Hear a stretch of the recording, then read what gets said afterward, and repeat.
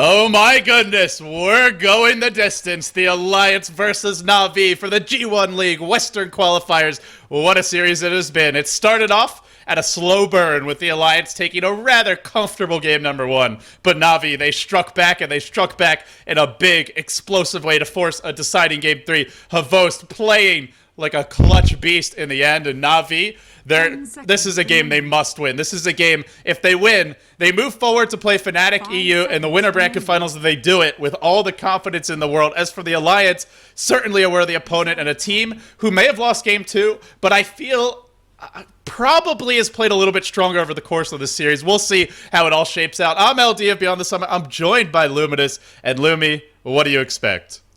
I hope they don't make some big error in judgment as they did in game number two during that Roshan engagement. I don't want to really pinpoint that single particular instance of where the game lost. I just want to say that they definitely make mistake in that particular game. And Alliance, generally a very mistake-free team. So Na'Vi definitely played that. It definitely showed the, I want to say, TI2 kind of esque play there, just not making a mistake throughout 55 minutes of long grind fest, which, could definitely make somewhat of a more inexperienced team like Alliance, kind of, they were breaking, sort of. That's how it felt to me. Yeah, it just felt like maybe they just were worn down, maybe a little bit tired. It wasn't their pristine performance from game one. That's for damn sure. And so we head into game two with a more or less clean slate, and I am curious to see how this draft develops. Batrider still in the pool, as well as the Magnus, two heroes that often see bans. Not the case today, though. The Wisp and the Lone Druid banned out by Na'Vi, and they'll take whichever one of those two the Alliance doesn't, and we'll see where they take the draft from there.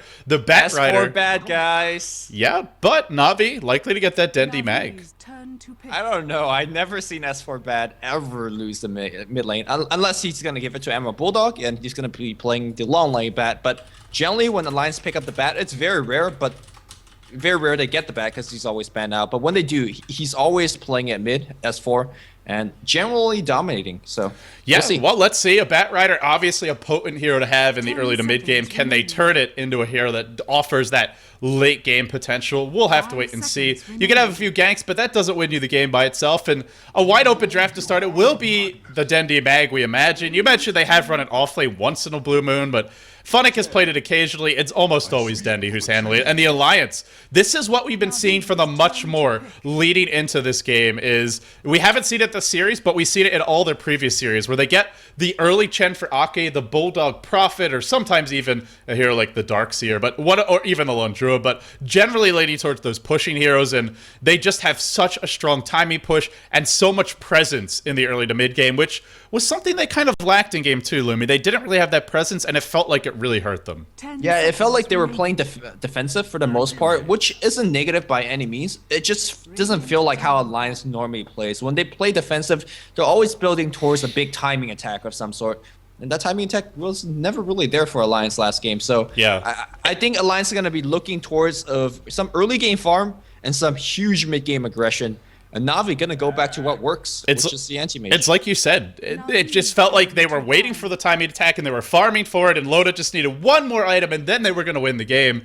And he kept on getting that one more item, but they just couldn't win it. And then Na'Vi just had that better engagement at the Roshan pit, the better decision making as well from Havost, pushing that lane in, and Na'Vi able to prevent the TPs. They give away the Aegis, but they win the game on that fight. And that's really what Na'Vi excels at as a team. Is they're a team that will make mistakes. I would say much more so than the Alliance, but they're also a team that makes lots of clutch plays if the game goes late. And I think for the Alliance, especially with the kind of draft Na'Vi secured themselves, they'll want to have a significant lead heading into the mid game. It's not that they can't take it late, but I think that's really Na'Vi's bread and butter, is those games being relatively even and going past the 30-40 minute mark.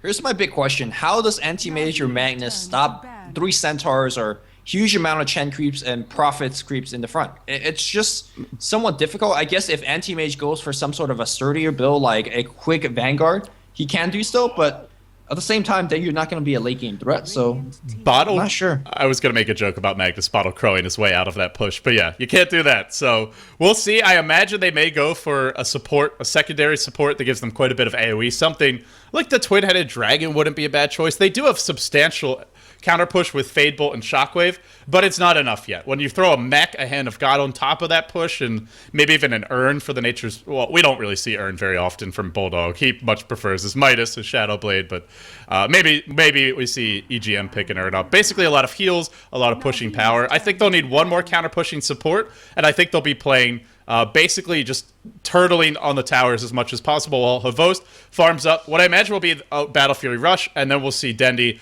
just trying to find an opening for that RP. I think Na'Vi right now needs to either ban out Dragon Knight or Lycanthrope. Two of the carry heroes that... There you go.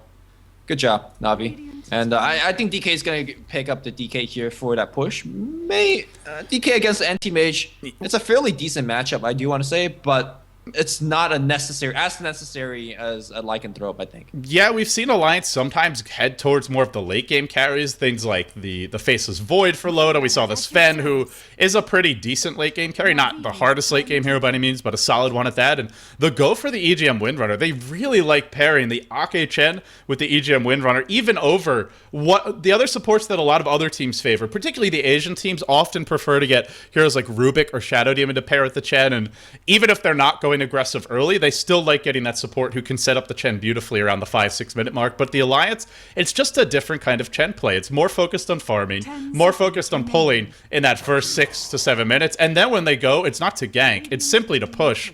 And with the Bulldog Prophet either in the jungle or off lane, the push is coming fast and it's coming hard. But I like this from Na'Vi, sort of what you would expect, getting that really strong counter pushing support, and really what the doctor ordered for them.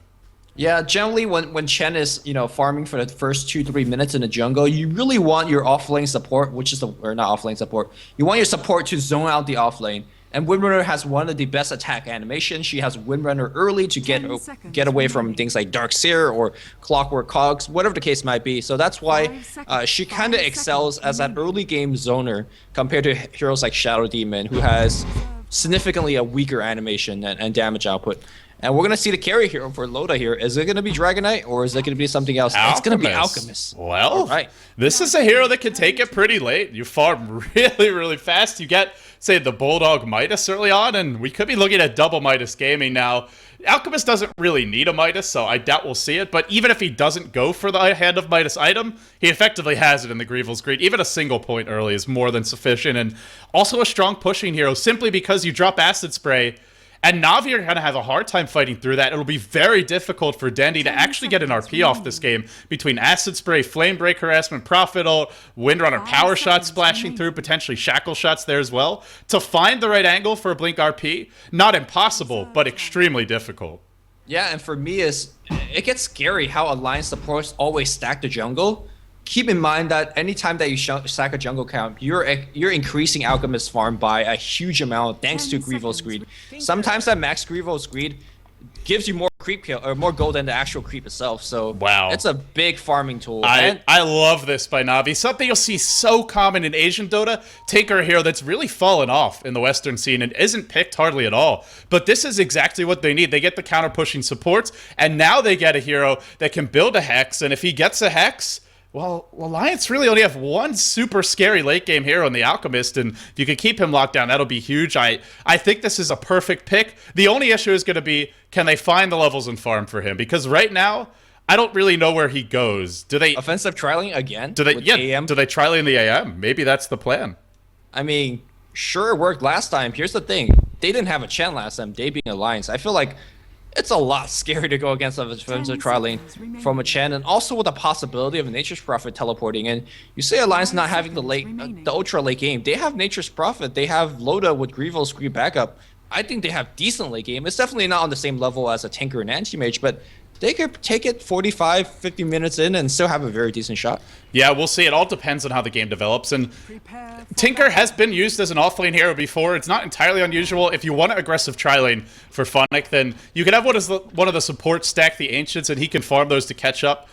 Both the Anti-Mage as well as the Tinker heading bottom. I imagine Havo's just going to play some wards. Indeed, that's what he is doing. But while we're busy trying to figure out what Na'Vi is doing in the lanes, let's introduce them. They dropped game one, and it was a rather convincing loss going the way of the Alliance. But Na'Vi, they bounced back in game two. They now find themselves in a deciding game three for the G1 League. Western Qualifiers. Funnick going to be handling the Tinker. Havost on that Anti-Mage has been pulled again heavily by Puppey. Kuroki going to be handling the Rubik, a signature hero for him. Was really pretty explosive in game number 2. Not so much in game 1, but stole an RP in a crucial fight mid in game 2. Can he do it again? We'll find out. Dendi on that Magnus heading to the mid lane. Starting with the magic stick, has been pulled as well. And Puppey, well, he's pulling everyone. Not much gold for him, but he'll be playing the twin-headed dragon. Yeah, meanwhile, on the Radiant side, there was a D ward. I'm not sure if you saw this particular Sentry ward picked off the quick ward that NTH was blinking into the jungle to place.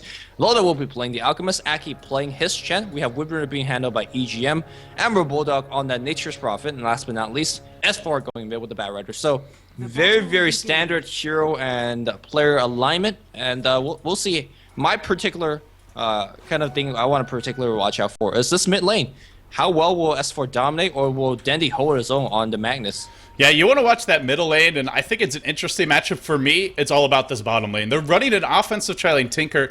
It's actually rather annoying to play against this, even in the lane, simply because he spams March of the Machines, and you have to last it under your tower. Alchemist, not really the best base damage in the world. He doesn't have a Quelly Blade yet, Loda. I don't know if he's expecting an aggressive tri-lane, but he'll quickly realize that he's not. He'll need a lot of regen to deal with this. He didn't start with Stout Shield, and he was expecting to go Hand of Midas like that. He did in I think game number 1 when he would play Sven. That's not going to happen this game, not against this tri-lane. Yeah, he needs to pick up Stout Shield right now and send the courier to him. Maybe going to go off for a quick Ring of Health if he's going to be going for something else. I wonder what it's going to be going for in terms of a big first item. I don't think Hand of Midas is an option anymore, seeing this particular lane. So maybe something like a Shadow Blade, which is a very popular item choice on Alchemist, or it could be something like a Armlet. We'll see. So the nice thing about what Navi's doing with this tri-lane is they've pulled Havost, and he's playing a safe lane Anti-Mage. Anti-Mage should actually beat the Nature's Prophet in this matchup. Not right now, but as he continues to get levels, once he has, say, level 3 or 4, and he's got his Rain of Health or his boots up, that's where it gets very hard for Bulldog to even stay in the lane. He is out of mana, he can trade blow somewhat effectively, but even without mana, Anti-Mage still does way more damage with those auto attacks because the poor man's shield really makes a big difference. So the one thing I do like about this Navi aggressive tri-lane is however it goes, it ensures that Havost gets tons of levels and that he has a good matchup that he can dominate. Yeah, Loda's going to pick up quick boots of speed, so he shouldn't get picked off too often and too easily. Here's the Middle thing, though. lane? Oh, nope, not going to go yet. I don't think Loda's going to get too much farm because most of the jungle from the Alliance is going to be focused on their doing their own thing, stacking, as well as finding big creeps and whatever else. So Loda is going to basically tank it early on for a bit until he max creep roll speed and then go back on jungle and farm a ton later on. So right now Navi's winning pretty big. They'll go on Funnick now. They may be able to kill him off. There's the stun, dropping low to the acid spray. The lift is here by Kuroki, trying to disrupt that aggression. And they don't actually get a kill, but that's a pretty significant amount of damage. Funnick popping his salve, only has one set of tangos left, and it does show you if the positioning isn't right from Na'Vi, they can give up a kill here. And giving up a kill to Loda, that makes the tri-lane very hard to come back to, as there is a Chen in that tri-lane. And Ake already close to level 5. Once he has 2 creeps, I feel Na'Vi are going to have a much harder time dealing with this lane. They're going to do a little bit of token harass against the Alchemist. Not really expecting to get that kill. Chen comes around here with assist here, trying to a little bit of harass as well. Looks like they're going to want to make a go. Shackle shot. That's going to latch on Puppey, and the sun is going to come through as well. Puppey's going to give it the first blood. Great chain stun here. And you don't expect such a long range stun coming out from a support. And EGM, well, played it perfectly. Yeah, we've been looking and focusing a lot at that bottom lane. Let's take a look at our middle lane. Dendi, level 4 of this lane, 12-1. Meanwhile, S4 sitting at 17-5. So a pretty even breakdown, all things considered. And, I mean, it is an advantage Bat Rider, a decent advantage at that, but what you expect. S4 should be winning this lane. If not overwhelmingly, then to some degree at least. Bulldog top lane, it's like I said, you can only trade hits so long with the anti-mage, and once he has his Rain of Health, he can be much more free with those aggressive onslaughts. Bulldog, he'll get farm, he'll get levels, he's actually doing quite well in the lane, but in the end, Havo should start to pull ahead. And so all things considered, Na'Vi not really doing that well mid, but they are doing well top, and decently mid, to say the least. And the tri-lane is the big concern, of course. With that death, everyone's level 2, and all of a sudden, it's a Chen who's going to hit level 5 soon, and even EGM's level 3, so Na'Vi very far behind when it comes to the levels in the tri-lane, and it's why Alliance love this Chen so much. They use it kind of aggressively in the first few minutes, but Ake always seems to strike that balance between farming and joining the fights when he needs to. And that's very tough to do, considering a tri-lane that could easily dive you anytime they want to, and you're not there to help out, so And when you're there, you're not really doing much because Chen, for example, if you get a Centaur creep, it's hard to actually set up a gank. For now, though, I gotta say, like you said, Aki's playing very well, and Loda's starting to put a little bit of points into that, at least 1 point into that Grievous Greed to catch a little bit more in farm. He levels up Unstable Concoctions again, so looking for more damage and perhaps a kill. Yeah, I mean, I think it's if EGM hits a shackle and Ake's there, they just kill whoever they catch with that shackle. It's not a long duration stun at level 1, but it should be enough. S4 taking quite a bit of damage mid, but we'll be okay. I imagine just some shockwave spam to drop him low, but that's pretty much the mindset behind this build. Is generally Acid Spray would do more against the tri-lane, but you get 1 point in Acid Spray for the -3 armor. It doesn't really scale that great, and this is the most burst damage you can get out of the build. So maximizing the burst, and if anyone from Na'Vi gets caught, they're squishy enough in this tri-lane, they all will die. Well, any one of those heroes who gets caught will die, I mean. Back in the mid lane here, S4 does have a teleport scroll. Or no, he doesn't have a teleport scroll. Has a haste rune in the bottle, so I think Dendi should play very, very defensive. You can see that he's staying mostly far back, using Shockwave to farm.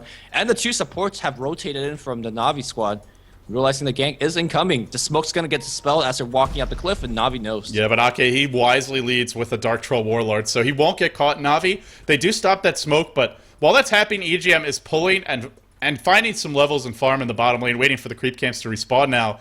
Whereas Na'Vi devoted 2 supports to protect Dendi, so even then, it's a much more efficient trade for Alliance, so now they lead by over 1,000 gold. More importantly, by 3,000 experience. Yeah, S4 posturing in, but can't dive Dendi. He's got RP, and he's got Shockwave, and 10 stick charges. That would be suicide. Now bottom rune. EGM gets caught, but they just don't have the levels on Na'Vi to actually kill him off.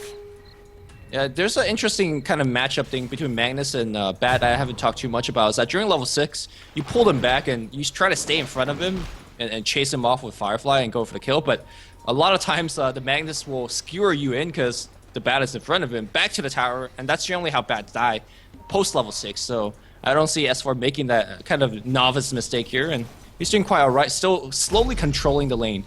Yeah, I don't think he needs to either. Farm up a Blink Dagger. You have the lineup that has a little bit more sort of control over the map and the longer reach as far as ganks. Kuroki will lift him in. Looks to throw him back. They will skewer him into the tower. S4 could go down. He gets a lasso off on Dendi to prevent the RP. Now he goes to the low ground. He pops his healing, his regen room, but it's not quite enough. He just goes down in the end. Man, if he was so close to getting away. While that was happening, though, Funnick gets picked off by Loda. And I don't think there was any backup aside from a Prophetal. And meanwhile, man, all the kills happening, and I'm just not able to catch them. My bad. Ake on the run in the jungle. Dendi trying to find him. Kenny, and Jesus Christ, man. Oh my goodness, 4 kills in a row. That is the worst kill streak of misses I've had in a while. Lumi, where you at, my brother? Hey, I'm not the one doing the camera. Yeah, so you could be calling these out too. I called them out. What? Except, I haven't heard a peep from you. Yo, I said mid lane, Bat, watch out, and then he died. That's true. You caught the one. Yeah. You're done. You can just go relax now. And I will. Meanwhile, Bulldog teleports up top. Face boot is going to be his breach of choice here. Not too common. Yeah, but when it comes down to a lot of physical harass like this, it's pretty important. Also, you could kind of get away when the anti-mage blinks right on top of you.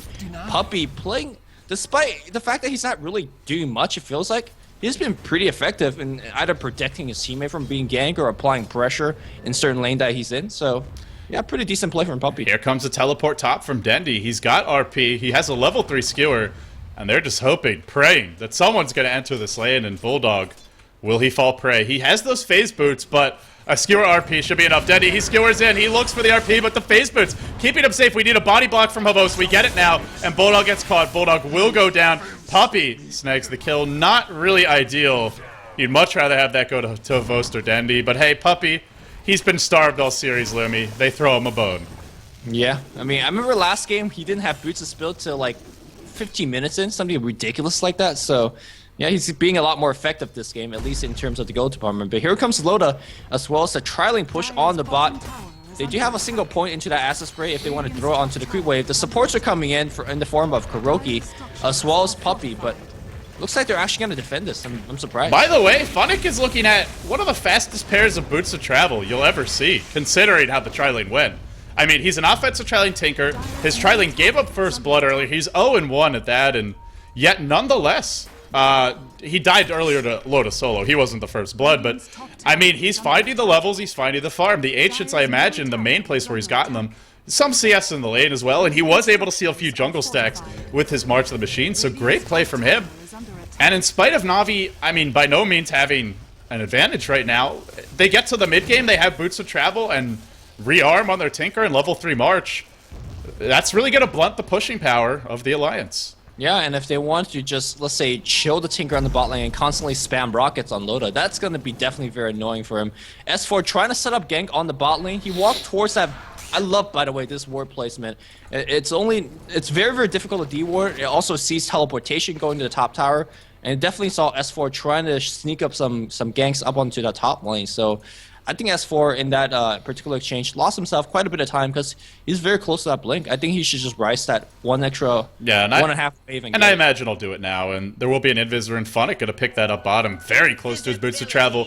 Could honestly just walk back to base and have the goal because he's going to need mana anyway, but it looks like he'll chill bottom, see if a creep comes his way. And one thing is, he's not level 6, but he'll get it soon, and even one kill should be enough. So Havost continued to farm, and Na'Vi this time is angling late game, and I really like this choice. Last game we saw, or the last time Havost played anti-mage, we saw him go for the early Manta style, and it somewhat made sense just because they were up against the Phantom Lance and Keeper of the Light, rather dangerous to sit back and just trade farm. But this time around, I think they easily have the late game. Bulldog going phase boots. Sure, he's done a decent job in the lane, but this is not your early Midas Prophet. This is not a Rice Prophet. And Alchemist, sure, he's getting level 3 in Grievel's Greed, but by himself will not outcarry what Na'Vi brings to bear in terms of a Tinker as well as an Anti-Mage doing the big damage. So I think it's good builds all around from Na'Vi, and actually a comfortable position considering they are down in terms of golden experience. Kuroki will get picked off mid to S4. Lasso and the Blink Dagger were used for that. The Blink Dagger now revealed, so picks it up and finds a kill.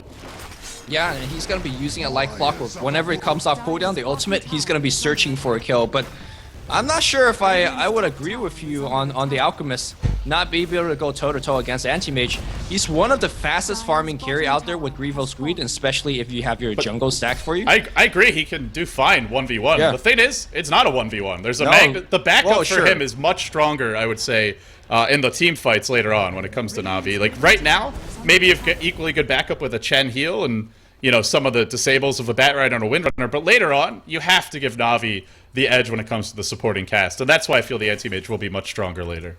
Yeah, it just depends on when Alliance decides to make a big go. I think you finish the Shadow Blade, you start to knock down those tier 1 towers. Top lane, skewer in, looking for EGM. Caught behind the trees. He will find a 2-hero shackle. That's a level 2 shackle. I don't know if it's enough, but in comes Dandy. Oh, in comes Bulldog, rather. Can he find the kill on Dandy? He won't. Barely gets away, and the stun from Loda is there. The Shadow Blade delivers a kill. Oh man, they blew RP, and all that was happening, they also lost their twin-headed dragon. It looks like S4 picked him off, so without a lasso was able to do that. That's a really, really bad engagement for Na'Vi. And we're going to see a tier 1 push because you're not going to be able to defend this Chen creeps in the front. The ability to Flaming Lasso and Blink Initiate, and it's hard to stop this push when you lack the AoE. Sure, they have Shockwave, they have things like Fable, and of course the March of Machine, but Funnick doesn't have the mana to really utilize it. He doesn't even have a single point into that heat-seeking initial, which is actually a big part of slowing down the push. Well, he doesn't have the most levels, but that'll change very quickly. With Boots of Travel and Soul Rain up, he'll start to find farm. The Ancients being stacked, they have actually been warded, and Kuroki, I imagine, after seeing this stack fail, will look to deward that, as it's a crucial source of income for them. But good news is, Battle Fury is coming soon. Havost sitting on about it needs about 1,200 gold or so before he picks that one up, a little bit less. And Funnick, he's pressuring the bottom lane, so if they can find the Battle Fury and not lose, say, more than one more tower during that time, I think they'll have the ability to stall the pushes and keep the lanes pushed out. They're hoping for this TPN from Havost. Oh, no. Here comes your Bat Lasso. It's going to catch Havost out. He's in trouble. He's got that blink, but he will be stunned. He's dropping fast. He will go down. The Alliance just waiting in the bushes, and they find him. That's a crucial kill. That Battle Fury now delayed by at least 1, if not 2 to 3 minutes. Here's the thing, if Alchemist picks up Shadow Blade into BKB or Shadow Blade into something that lets you fight in the front line like Assault Carriers, it is so hard to defend it. Looks like we are going to see plate mail, so either Shivas or AC. And I think it's the AC. I mean, it's just so good at bringing towers down, but either way, lets them be in the front lines. Yeah, I mean, the only reason I don't say AC with the absolute certainty is that you have to deal with laser. And maybe Shiva's are a little bit more helpful the way that they want to play towards the mid game in terms of pushing down all the towers. But AC definitely a superior choice in terms of going into ultra late game, which he might have to do. So AC, I think, better choice overall. It's actually, I would say it's the better push item because you have Chen Creeps and Prophet and 3 ranged heroes. You can chip away at the tower with the minus armor, even if Alchemist isn't attacking. And for Na'Vi, they really need this Dendy Blink Dagger. We're now 15 minutes in. Unfortunately, Dendy hasn't even been dying, but just got outlaned mid, to be totally honest, and has spent a lot of time running around looking for kills. On the top lane, we saw that earlier gank. Yeah, he escaped, but spent a lot of time just to pick off that EGM support Windrunner. So, unfortunately for Dendy, just hasn't found the same kind of openings he did, and as a result, delayed Blink. Meanwhile, Batrider has found the same opening. Look at him. Flaming Lasso wasn't even cooldown when they smoked together. He knows it's going to be off cooldown, and he's going to be looking for another kill. Goes back to what I said. He used it like a clock. Whenever it's ready, he's there to hunt kills. And I think Na'Vi might be up to it as well. And sure, they don't get this kill, but they buy Loda a ton of room to farm. And free farm at that, right in front of the tower. Oh, Dendy might get picked off right here. There's your Blink, the Lasso, pulling it back. Easy. Too easy. Well, yeah, with the Alchemist done, the Acid Spray, the Flame Break to clean it up. No chance to RP. Even if he did, nobody else was in position.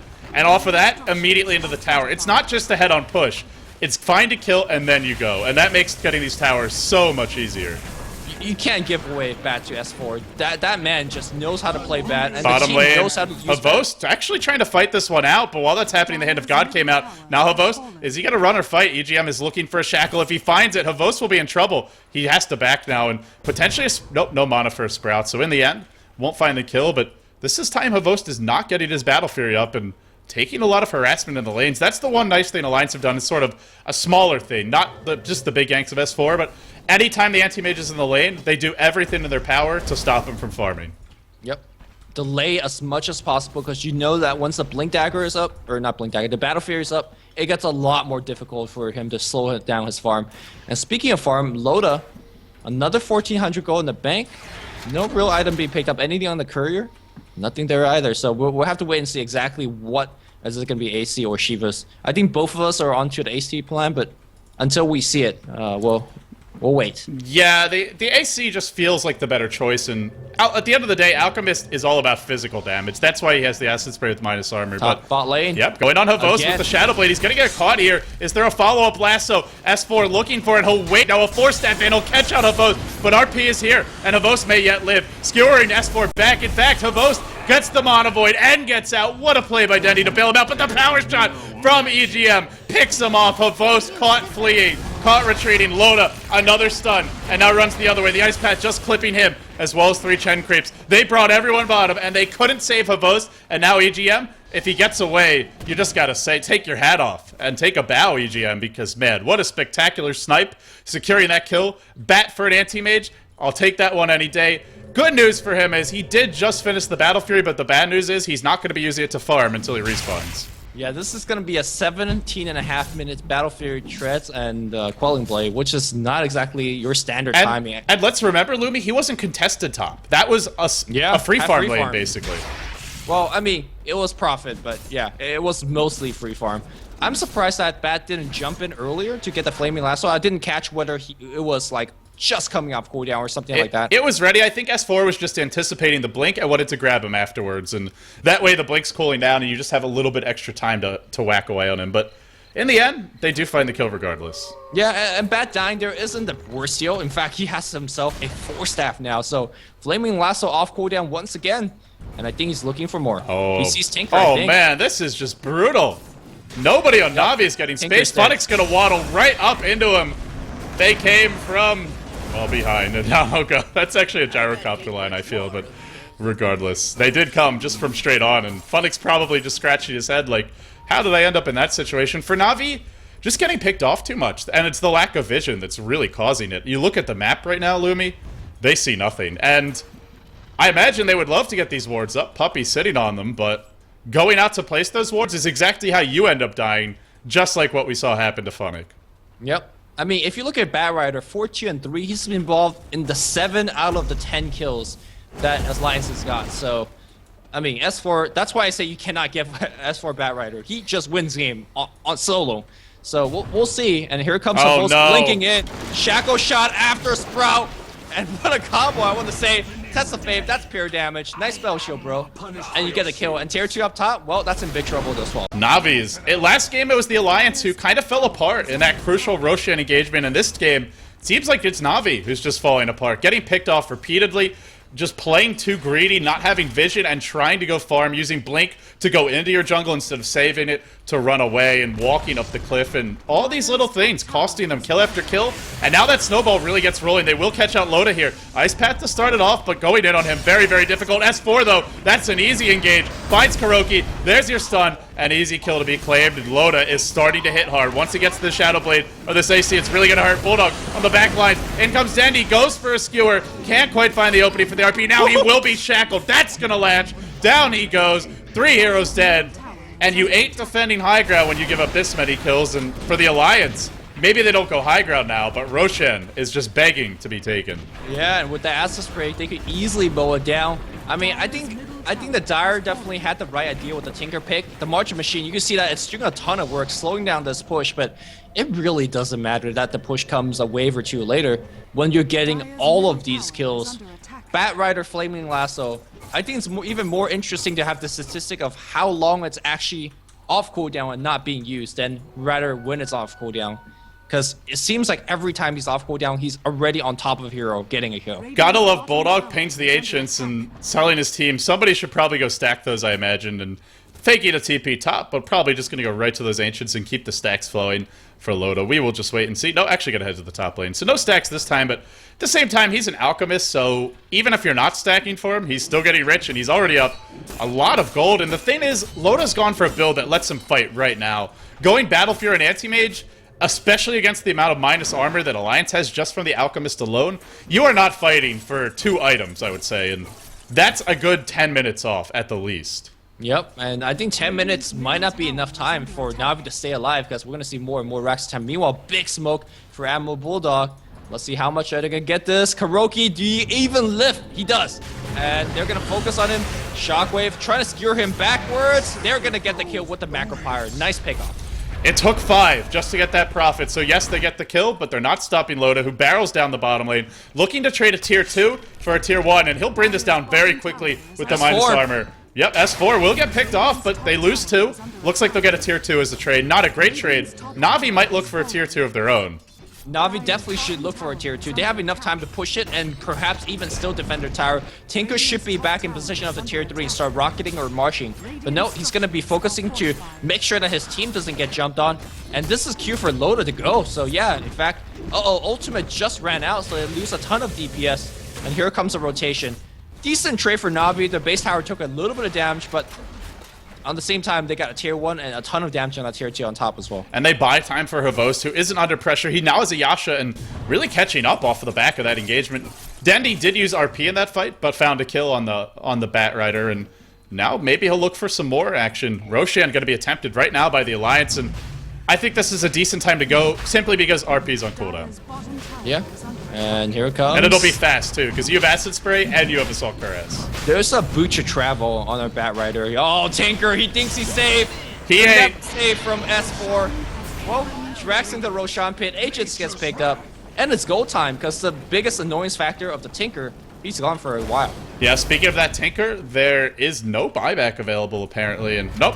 Actually, why does it always say no buyback and then there is? I'm telling you. I'm very confused about that. Valve, please fix. But anyway, Funnick going to be buying back and does have his blink, so should be able to stall this push for quite a bit. But here's the thing, if you're buying back, sure you're defending, but that's not a Hex. And you were talking about the late game implication of Na'Vi. The Battle Fairy farm delayed for a long time. The Hex, not there because he's buying back, so yeah, tough. Now that late game where they actually maybe have the advantage, if they get it, is like 30 minutes off, I feel. Dwindling very, very fast, yeah. And well, NTH is playing them for now. He's blinking around, and Funnick's also blinking around the map. So it's going to be tough for S4 to find these kills, and thus a little bit tougher for them to push. But I think they're just waiting for those key items. Sorry, I think I was cutting you off. No, that's fine. And while our Tinker is busy trying to find his Scythe device, which looks to be, I mean, at least 6 or 7 minutes off if he doesn't die and if he finds a lot of farm, EGM has managed to farm himself up in Orchid. So, yeah. You know, you talk about high impact items. This is huge because There's no Manta Style right now in Havos, so an Orchid can definitely cost him his life. He'll have the Manta Style relatively soon, but even then, you use this on Dendi, who needs a BKB. He ain't getting it soon. And as a result, a high-impact support pickup item, item pickup. And we'll see what they can do from here with this Aegis. I imagine if the Alliance takes one fight, they'd probably take the base. Yep. If they win that fight kind of like 2-0 or 3-0 or something like that, they'll definitely take the base. And speaking of taking the base, here's a Desolator. Even more minus armor for those buildings. Man, I keep expecting Loda to go something like a little bit safer with things like BKB, and he just goes straight up deeps. He knows he could tank it, especially with the backup of a Chen mech, as well as Hand of God, and of course, his allies, doing a lot of work for him so far, so why the hell not? Yeah, we're going to see Alliance making a little foray into the enemy jungle, and now look heads on the middle lane. Ultimate Orb picked up on Bulldog. He has not had his customary farming game, and that's because there's no Midas on him. He's been more involved in the fights, but less involved in farming, and, well, he won't be quite as high impact, but it's really all about S4. We'll keep the camera glued on him as he fireflies and looks to go. He's got the blink, he's got the force. The rocket spam comes in. It looks like Kuroki has managed to steal a chemical rage, so that'll be an annoying spell, but he gets caught by the lasso. S4, he's always there, whether you're sleeping or whether you're awake, and he finds yet another pick off. Kuroki will buy back. I imagine if you just pop Chemical Rage right away, maybe he lives a few extra seconds there, but in the end, doesn't really matter. S4 will cancel his TP. Worried about maybe dying. No, I think he TP'd onto the tower, and the tower got killed, so. Well, he could have still TP'd in, but. Oh, is this some Dota 2 stuff? Yeah, but. In Dota 1, your tower dies, your TP cancel, right? Yeah, but you're just TP'ing into nothing at that point, so. Okay. If a creep dies, you can't TP into that, though. Okay. So we'll see a smoke from the Alliance now. I feel very, very idiotic in front of 30,000 people, but that's good. You live and you learn. For all we know, I'm the one who's wrong, but yeah. We'll go on Havos now. He does pop his Manta Style, but gets shackled anyway, and he is royally screwed. EGM, also always there when you don't want him to be. EGM also very good. Yeah. Or pretty good. This team's alright, man. Yeah, this... Okay. I might have a few other players on my fantasy team if they go to the International 3, and if they don't, I'll probably raise a ruckus with Valve. Yeah, I think they're going. Speaking of which, of course, you guys, if you are living under a rock, you did not know that on the Dota 2 website, it has a nice, decent page dedicated to the TI3. So the dates, it's already out, August, I believe, 7th to 11th. So book your flight, guys. It's gonna be good. Yeah, we'll see a blink in from S4. This time Kuroki is there, and now he gets skewered back into the tower. He will go down, but they still look to breach the base. S4 or not, and buyback for him. Is it available? I'll click on him this time. He will buy back. He's got the boots of travel. He'll rejoin the fight. Can he find that lasso? Loda just mauling this tower. Look at it melt. Look at it drop. It will go down. They get the tower. Can they get the Rex? That's going to be objective number 2. They may reset and reload. Chemical Rage will be ending. Down for a few seconds, but they're going to just look to break it anyway, Lumi. And Na'Vi, for the moment, just not able to do anything about this. They still have RP. They have a haste run on Dendi, but finding the proper initiation, very, very hard. Yeah, Loda playing a little bit too reserved, in my opinion. He's got the AC, he's got Aegis, and Aegis has at least a minute or so, so not exactly too sure why. And if you die there, I agree. You have enough time to come back alive and pop your ultimate. You know, maybe they didn't write down the Roche time exactly, and they're worried it's going to despawn a bit too soon, but you wouldn't expect that, so it's a little confusing. Really, this is the time to go. If you don't go now, and then you try to go without the Aegis, then the fight gets much more difficult. Maybe just hoping Navi's going to gift them a kill, but I think at this point, Navi has definitely... Well, maybe they will. Havost. Oh, no. Havost, don't make those plays. Well, this time he mantas. This time he'll get away, but really playing with fire, this guy. Yeah, well, he's on fire now. But, I think if your Alliance, you should have made that push. But, you know, they were playing a lot more defensive than we would, because, hey, we're not playing for a chance to go to China, so... Yeah, speaking of which, if you've been living under a rock, this is the G-1 League, the Western Qualifiers, the first ever major Chinese Dota 2 event. Hell, major Chinese event to hold online qualifiers at all, whether Dota 2 or Dota 1, and the first, it was the first event as well to have an English broadcast. Havos will get caught out, pulled back in, but they need a shackle here, I think, to bring him down. They won't find it. Now he mantas out. Could even maybe fight a bit. He will blink away in the end, but It's the G1 League, Lumi. It's a crucial match for both teams. The winner of this moves on to play Fnatic EU, who earlier today took down Evil Geniuses rather convincingly 2-0 and one-sided at that, and are waiting in those winner bracket finals. The winner of that match goes to China, and the loser of that match still guaranteed a top 3 finish and still only needs to take the loser bracket finals to advance. So a lot at stake for both teams. Yeah, very, I mean, G1 League, of course, already a very prestigious tournament, and the first time to actually include Westerners, and we're gonna see, you know, a pre-TI2 or TI3 clash off between the Chinese as well as the, you know, the European/North Americans, and that should be a real treat. And so far, Alliance looking to be very, very poised to take this series. Although, as I say that, this game is being somewhat dragged out. I felt like Alliance missed the opportunity. If they want to make that push, they have to get another Aegis, as Aegis timed out just now. So, I don't know. Well, if they get Roche number 2 and they now have a Bulldog Sight device and maybe, I don't know if they're building a pipe, it would be a nice item to get, but, well, no, maybe EGM goes for it now. He picks up the Ring of Health, and I think it's something they really would like to get. I don't know if it's worth delaying as long as it'll take him to farm, but Loda's also up to 3.6k, so it's not like he isn't farming while this is happening, and he's still got room for one more item. Maybe he gets a Manta style here, a great pushing item on Alchemist, and kind of your old school classic Alchemist carry build. Even look at that MYM Navi match, is getting the Manta style on him, and, well, we'll see if he goes for it, but something along those lines to help them push into the base, I imagine, would be the choice. Yeah, Manta style, not only does it help you push in the base, it also debuffs that very key blind coming out from the Tinker. And if you want to go a little bit more old school with bottom the lane, Havos, Blink, and then a lasso, gonna pull him back in. Bulldog now with his own sight device, trying to go to work, but that's a 2-hero Blink RP, and this is potentially big trouble. No, Hand of God comes in, S4 still alive, on the run. Can they bring him down? Dendi skewers him, wants some revenge, gets some revenge at that, and when it's all said and done, top lane, Havos is brought away to safety, but it's middle lane. Loda's gonna go straight for the racks. They are exposed. He's chopping away. There's no glyph. He may get it. No, back off. He's worried about getting picked off here. When it's all said and done, Na'Vi, they defend their base. They find a couple of kills. RP is on cooldown. But I'm not sure that can really be punished right now. Yeah, I mean, he couldn't got that rest because of line on top, so good job by Loda backing off. For me, Kurogi, outcoming from the team fight, was able to steal Hand of God.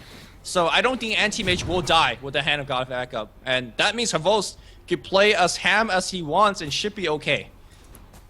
Yeah, he'll want some extra cheese with that ham, I imagine, and yep. We'll see if he can find it as this game drags on. Oh man, really struggling here. Need some more gas in the tank. The analogies, the jokes, not coming. But that's okay, I'll keep on plugging away anyway. We'll see 4 heroes looking to push out that middle lane. Havost, he's getting close to that next item, and I guess it's time to ask Lumi, what do you go for here? There's a lot of physical damage just from Loda, and there's also a lasso, so I don't think it's a BKB game. I think you need the BKB for now, even though just for Shackle Shot? I guess there's a Hex. Yeah, there's just, it's not enough to warrant a BKB and be happy about it, but it's also like, it's enough to make you wish you had one. It's like, yeah, it's like, man, can I just have an Omni Knight or something like that on my team? Maybe just go for the heart, but it feels very greedy. Meanwhile, though, BKB is up on Alchemist. And this is going to be the choice. So, and now with the BKB, I mean, I think a Manta style offers you a similar utility in terms of just allowing you to push a little more confidently, but this one means there's a lot of magic damage on Na'Vi, and aside from the March machines, which does go through BKB, he could just tank it all up and not really care. And now Havos is going to push onto the high ground.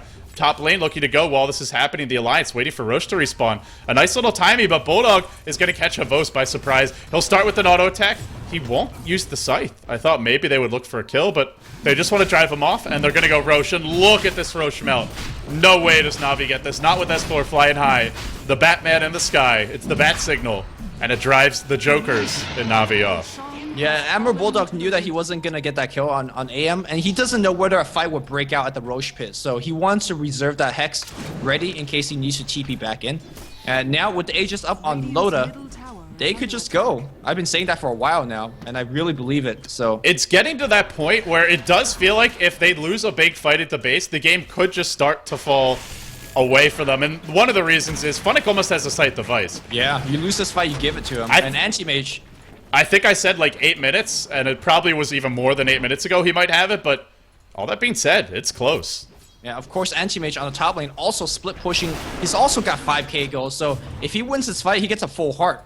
I don't know, man. This is looking quite risky. But do they want to wait? That's the. No, they can't wait. I thought they should have made that push. They'll 10 go minutes ago. S4. He'll catch out Puppey. Can they bring him down quickly? He will get caught. Oh yes, they can. Can they ever bring him down quickly? They get Puppey in a matter of seconds. Even if he buys back, he's not a crucial hero. It'll be much more about Dendy and his big Blink RP, but you have to catch the backline heroes because Loda, he's got the Aegis and a BKB. Actually, something stolen by Kuroki. It will be Unstable Concoction. The Rax will go down. They're not counter-pushing. They're not getting to trade. Na'Vi are maybe just going to give up one lane of Rax and not even try to fight.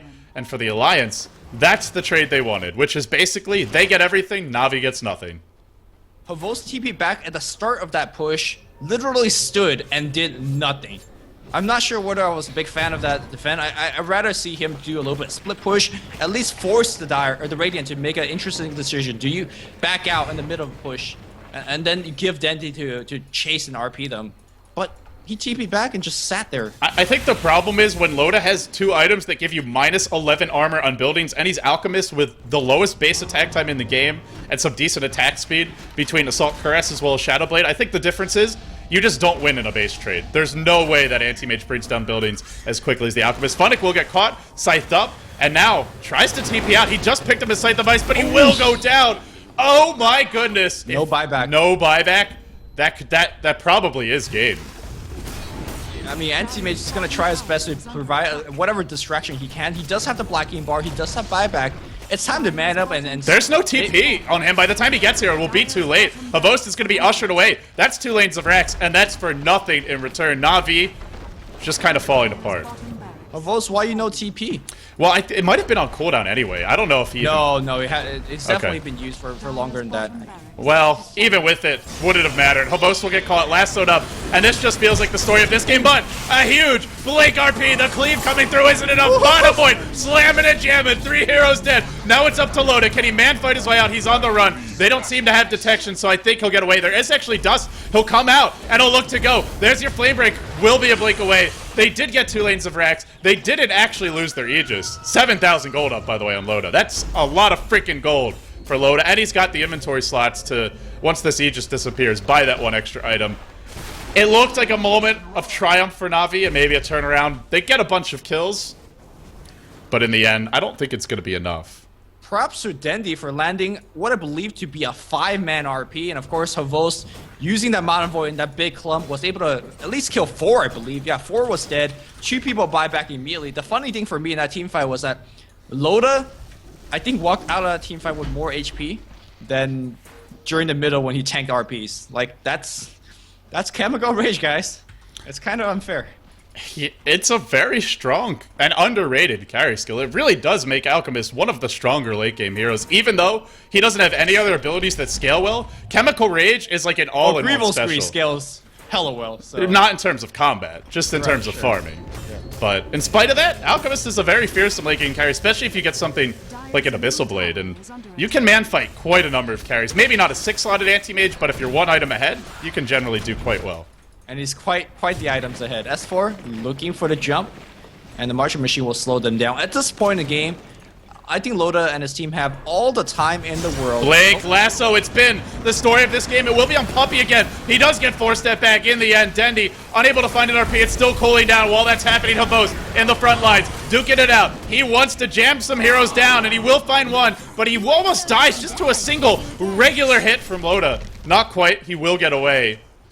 They have RP, they have their Blink Hex combo, but Loda's already breached the base. He's just going to work on the tower. There is no glyph, and with S4 always in the front line, they just can't jump on Loda. He's got RP time. He's got the Aegis. I don't think a big RP is going to do it, man. They need a lot more than that. There will be a lasso stolen by Kuroki. That might be the lot more they need. Loda's dropping low. He still has Aegis. He's still in Chemical Rage. He's not even dropping. Everybody in the midst of this fight, though, is finally Loda will go down. The damage they needed was there, but he comes back to life, and the Rax will fall. That's now almost 3 lanes of Rax. They're just 1 ranged Rax away from Mega Creep. Sabos, he needs to get 3-4 kills right now, I feel, to turn this game around. EGM on the run, looking for some more. Can Havos find them? It looks like EGM probably going to go down here in the end, but oh, maybe not. There's your shackle. No skewer. EGM Dota, ladies and gentlemen. The Swede has done it again. And now Loda, he's got Abyssal Blade, and he's got buyback, and he is still 7k net worth out of our anti-mage. Lumi, I think Na'Vi is really running out of options. They have one range Drax. Even with a Tinker and an Anti-Mage with Battle Fury, you still just don't leave your base. Can you count how many times that S4 initiated a fight and started a teamfight 5v4? It felt like every single fight, and I think it was every single big fight that they had. Yeah, even if it's just catching out someone like Puppey, it's a 5v4 fight. Yeah. And that's been making the difference. He's involved in 16 of their 21 kills. Just mind-boggling with that kind of play. And it's almost crazier than having, you know, like 20 kills in a 50 kill game, because when you have this few kills, it's like every gank is magnified. And so, you know, if you make that one mistake, can cost your team the engagement. He did get lifted once by Kuroki when he went in, and he's died 7 times, but he's made those deaths count. He's initiated, and even when he's alive and he's not finding kills, he's creating space for Loda within the fight so that Loda can hit the racks. And at the end of the day, it's about hitting those racks. It's really looking good for Alliance now. Up by 20k gold, up by 6k experience, which is basically nothing. But the gold is huge, and they do want to finish this game still, but I don't think they're in nearly the rush they were 10 minutes ago, with 3 lanes of racks essentially down. One fight, game's over. Yeah, I mean, at this point, Alchemist could literally just BKB and hit that Rax and force out RP on him. It's it! No, S4, not again. They find Havos this time. He'll go down in a cloud of nukes. Yep. And if there's no buyback on Havos, he just bought an Eagle Horn. He does a buyback, but I don't think it matters. He'll buy back now. Oh, again, Dendi have to have the RP of his life. Every engagement from now on, he has the RP of the life. And he may be very good, but I think that might be beyond human. It's asking too much when you have a Chen who has multiple ways to kind of toy with you in the fight, between a Force Staff and the Dark Troll Warlord Nets, a Windrunner who's very mobile. You look at the Bat Rider who's got a Blink, a Force Staff, and Firefly, and an Alchemist who doesn't really care if he gets RP. I don't think Loda actually minds too much. I mean, it's probably not ideal. He'd prefer not to be, but they have to throw an RP and like 3 hexes and probably an Anti-Mage full Mono Void to actually bring him down. So I don't think you can even fault Dendi, but I just don't see that RP happening. Yeah, and right now, Havos, this particular game has been caught out multiple times, and it's making his carrying job a lot more difficult. Maybe this is going to be a clever bait on the mid lane. Here comes a TP. That's going to be from Tinker. Looking for a Blink Sight. They're starting to feel a little desperate. The Shackle is looming from EGM. Doesn't connect there. Loda will come in. And one thing for... Oh, Navi's actually got 2 gems. So it looks like in the midst of this chaos, Alliance actually lost a gem, and it doesn't really matter too much. Na'Vi still has very little map control because they lost 2 lanes of racks and then a melee racks top, but every little bit might help. We'll see. Loda pushing him in again. Should have buyback Boots of Travel. Indeed, he does. In fact, all 3 of their core heroes have the buyback at that, and as Force Hunting, he'll find Puppey again. God. Poor Puppey. Poor Puppey. Somebody get this dog a chew toy because he is not having a fun game. Havos now, 1 hit by Loda, and the nets to follow. The micro is there from Aki. They bring down Havos. He already bought back, and Lumi, that's game. I almost, like, if they don't win right now, it would be absolutely shocking. Dandy will skewer 2 back, doesn't matter. Without Loda to fight, or sorry, without Havos to fight, there's just no way. In comes Loda, the carry who is alive, looking for Kurogi. Flame break back, he'll be brought down. 1 hit and a kill. Monster kill, they could just go straight for the throne, or they can celebrate and bide their time and go for the range racks. All the GGs come out in a flurry, in a hail. It really was. Just the Alliance, much more solid performance today. Na'Vi took that game too. I felt like a lot of great individual plays and some spectacular moments, but at the end of the day, Alliance just seeming like the much more stable team right now, and I feel a bit more deserving overall, and they'll take the series. You said it better than I could, and well, that's the game. S4 Dota, X Factor for this game. Loda carrying the load, and I gotta say, everybody on the Alliance played very well. Na'Vi looks a little bit flat. I don't think they play their best. I don't think they play their A game here. It's also the Alliance has a way of making amazing teams look a little bit flat. So sure, rather than take away from Na'Vi, I'm more inclined to kind of say Alliance is just playing really freaking well. But at the same time, Na'Vi got caught out a lot. They also gave the Bat Rider away to S4, and I mean, you were saying this never ends well for the opponents. I haven't watched as many of their games as you have, but it certainly felt that way to me this game. So in the end, it will be the Alliance taking the best of 3 from Na'Vi, ripping it away from them with this deciding game 3, and moving forward, striding forward to face Fnatic EU in your winner bracket finals for the G-1 Champions League Season 5. Winner of that match goes to China, punches their ticket to the event, gets the free accommodations and flights all paid for, expenses paid. Looking like that will probably be happening sometime in May, but not announced or fully confirmed yet. So we'll see what the exact dates are. As for Na'Vi, they dropped down, and they will have to fight Team Liquid. We now have 3 North American teams, all in that losers bracket. A lot of them are going to be dropping like flies. Can Na'Vi battle their way through the masses to emerge and have another shot at maybe no Tidehunter? Or the Alliance are probably, I think, more likely they'll be playing Fnatic. But we'll see. Really comes down to those next few matches. For Na'Vi, the path just got a lot tougher, and for the Alliance, one step closer to that trip to China. I'm LD at Beyond the Summit. I was joined here today by Luminous. We are Beyond the Summit. We are David and David. If you enjoyed our casting, be sure to follow us. Twitter, Facebook, YouTube.com/LDDota for me, and more importantly for the lovely Luminous. Facebook, YouTube, Twitter.com/Luminous Inverse. Thanks for tuning in, guys. And we hope to see you tomorrow when our G1 League action will continue. We'll take a trip down, I believe, to the losers bracket where Team Liquid will fight Na'Vi and EG will fight Dignitas. But for now, it's going to be LD and Luminous signing off. See you tomorrow.